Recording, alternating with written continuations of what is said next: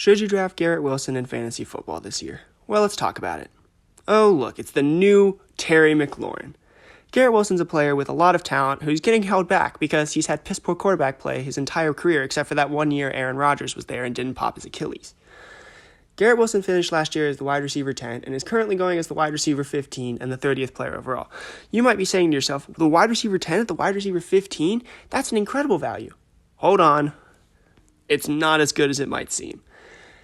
As you might have known, Aaron Rodgers is no longer the quarterback for the New York Jets. He got run out of town despite having a statistically pretty good season because he actually didn't accomplish anything.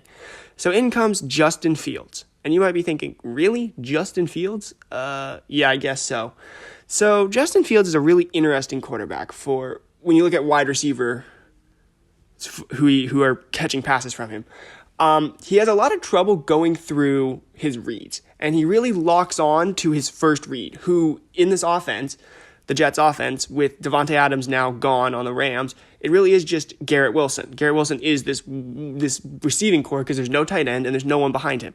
So Garrett Wilson should be the first read, which should be a good thing for him, but the thing is Justin Fields is just, he's not the best passer, man. Last year in the 6 games he played with George Pickens, like if you look through the wide receivers he's had to support over the years, it's not a great thing. Last year with George Pickens, as I said, in the 6 games he played, Pickens had good weeks, but he maxed out at 16 points in one game. That was his highest he reached, and he averaged just 9.9 points per game.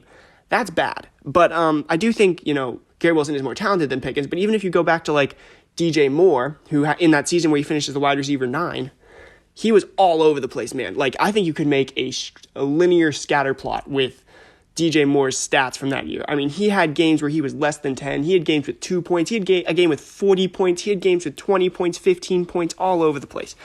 And that's just what I worry about Garrett Wilson is. Last year we saw some semblance of stable production with Aaron Rodgers, and now we're not going to see that. Like, I don't think Justin Fields is going to be able to give the same stable production as Garrett Wilson. Now, I do think Garrett Wilson is more talented than both DJ Moore and George Pickens. But like, what are we doing here? Like, is he really a guy you want to take? Like, what's the upside here? He's already going underdrafted. Like, the upside I think is he returns to ADP. I don't think he's going back to being the wide receiver 10. And because of that, I'm giving him a B- just because I don't see the upside. And I think he's going to be a really wide range of outcome player just depending on whether or not Justin Fields decides he can pass the ball this week.